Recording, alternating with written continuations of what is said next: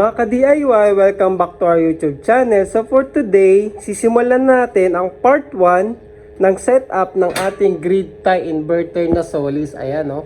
So para sa part 1, isa-set up natin yung railings niya mga ka-DIY. So ito ay nabili ko lang sa Shopee.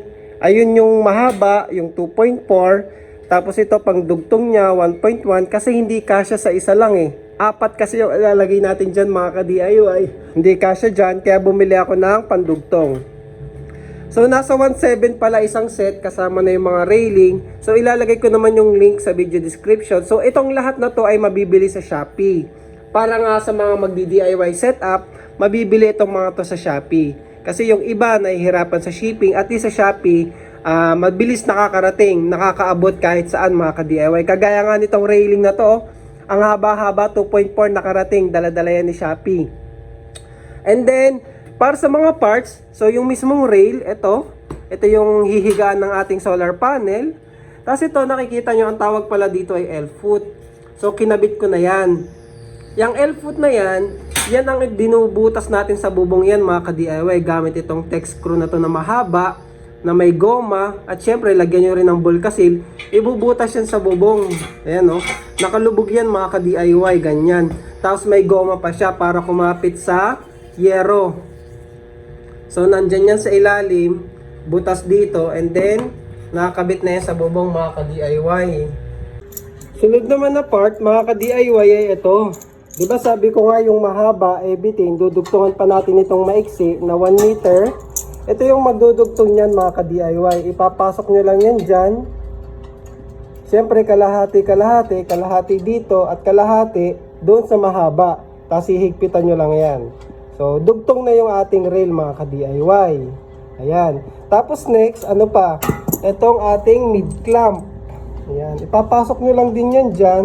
Ito kasi yung iipit sa ating mga solar panel mga ka-DIY. So mid clamp kasi nasa pagitan siya ng dalawang solar panel. So ayan siya, pag naipasok nyo na siya mga ka-DIY.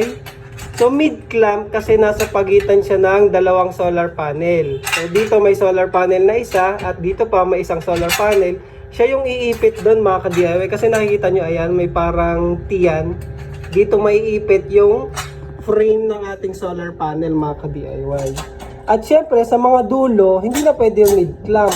Sa dulo, ang gagamitin na natin ay yung end clamp. Ito naman yung dito sa dulo na yan mga ka-DIY. Kasi isang side na lang siya, hindi kagaya nito, dalawa. Dalawa yung iipitin nito, ito isa lang. So ayan pakita ko lang sa inyo, iset up ko dun sa medyo maluwag. Pakita ko kung paano nakakabit mga ka-DIY. So mga ka-DIY, ito yung example. Halimbawa may railing ka na, tapos may L-foot. So meron ako ditong nilagay na dalawang solar panel. So nakikita nyo, yan yung mid clamp. So iniipit nyo yung dalawang solar panel. At sa dulo, meron naman tayong end clamp. So ayan, ganyan siya isa-set up mga ka-DIY. Ngayon sa akin, gagawin ko lang 4. Kasi ito example, dalawa lang. Pero isa-set up ko din yan sa bubong para makita nyo. So magiging 4 yan mga ka-DIY. Siya nga pala may sizes din tong clamp na to, 30mm tsaka 35mm. Usually itong maliliit na solar panel, yung kapal nito ay nasa 30mm mga ka-DIY. Pero yung mga malalaking solar panel, 35mm yun. So i-check nyo din sa gagamitin yung solar panel, gaano kakapal yung frame nya. Ito yung height nito. Yan, kung gaano kakapal yan mga ka-DIY. Kasi yan yung magde-determine anong size ng end clamp at mid clamp na gagamitin nyo. Mga ka-DIY, so ayan, ito na yung ating 4 na 150 watt solar panel. So 600 yan total mga ka-DIY. Naka-clamp na yan, ayan yung mid clamp, tapos end clamp. So nakabit ko na yan dito mga ka-DIY sa ating bubong. Yung connection nga pala nila naka-series lang. So yung positive nito papunta sa negative nito, positive naman nito papunta sa negative nito, at yung positive nito papunta dun sa negative nun. Tapos may dalawang matitira, yun na yung pupunta dito sa ating PB cable. So ito yung aking PB cable. Ni-reuse ko lang yung dati ko pa, bibili ako ng mas mahaba mga ka-DIY. So nasa 80 volts ata yung total nito, 89, ganyan mga ka-DIY. I-check din natin mamaya dun sa inverter. So papunta na yan dun sa bahay. Nabitin nga yung wire kaya nilagyan ko muna ng connection doon. Pinag-connect ko lang yan para makapasok at matesting ko doon sa aking inverter. Pero bibili ako ng mas mahaba nito mga ka-DIY. Yung setup pala natin wala pang grounding ha. Kumbaga pinapakita ko lang muna sa inyo yung basic setup. Susunod naman natin yung grounding. Pero mamaya try din natin ikabit na yung breaker. So para makita nyo mga ka-DIY. Pero ayan na siya.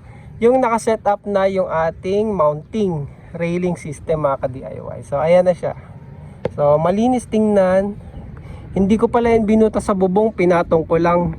Ayun o, yung L-put na yun nakapatong lang. Kasi apartment nga to, nakikipatong lang ako ng solar panel mga ka-DIY.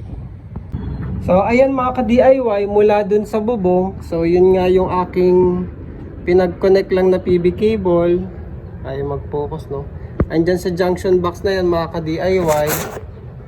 So papasok na yung wire na yan dito. So temporary lang to ha. Papalitan ko pa to ng mas mahaba para wala tayong dugtungan, para dire-diretso. Tapos sa wire size nga pala ang ginamit ko ay 2.5 mm. Kasi capable naman yun ng 15 to 20 amps. Eh dahil naka-series tayo, ang dadaloy lang na current dito sa ating system wire ay nasa 8 amps lang. So 80 volts, 8 amps tayo mga ka-DIY. So papasok na yan sa ating DC breaker. Sa size naman ng ating DC breaker, since ang sabi ko nga sa inyo 8 amps lang yung dadaloy dito dahil naka-series tayo, hindi naman mag-a-add yung current nun, voltage lang yung mag-a-add up. So 8 amps, kahit 10 amps lang na DC breaker pwede na.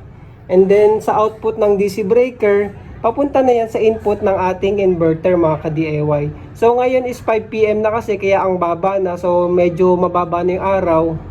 Wala na ako masyadong na-generate.